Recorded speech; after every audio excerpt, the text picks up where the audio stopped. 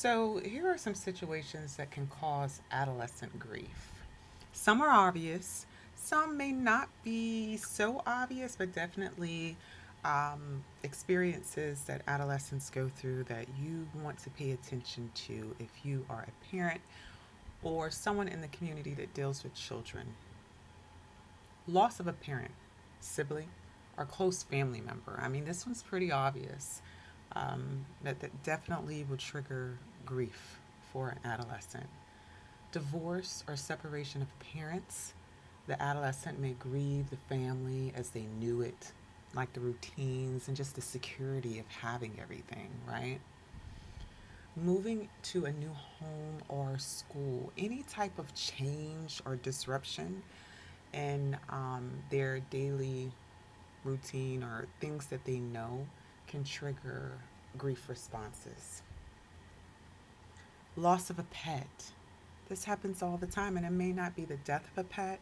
It could very well be that the pet ran away, or you had to give the pet away because you had to move, or whatever the situation is. Make sure that your child is okay with this.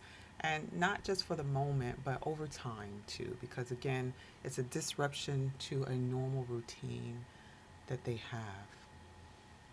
Friendship loss or social rejection. Now, this one is something that you really have to be communicating with the adolescent in order to know, because sometimes, especially when they become teenagers, the communication is kind of limited. So you have to ask these questions and especially know what's going on in school or in the community when they are away from you.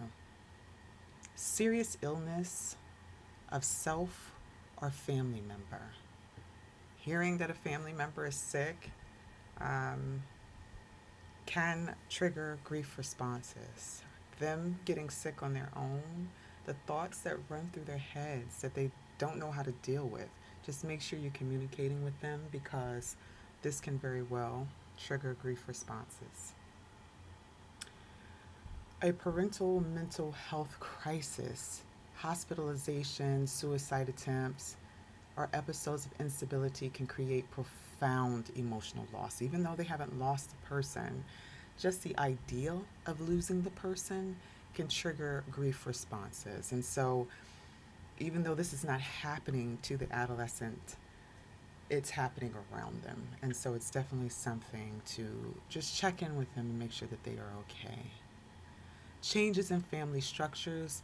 Yes, that goes back to moving again, um, family change, like, the divorce, we're going back to that. Any change in that structure, whether it be a step sibling coming in, um, anything that changes their normal routine.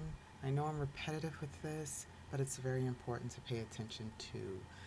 Natural disasters or community trauma. You would think, hey, why is my teenager worried about these things? Well, you have to talk to them in order to find out. Sometimes they exaggerate thoughts or they may think the worst of things. And that's why we're the parent and they are the children, because we need to redirect any type of negative thinking or um, over exaggerated feelings that they may have. Witnessing violence or trauma.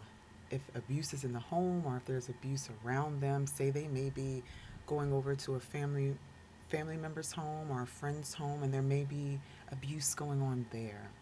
That definitely can trigger trauma responses because their thoughts run wild with what they can think of, thinking the worst could happen.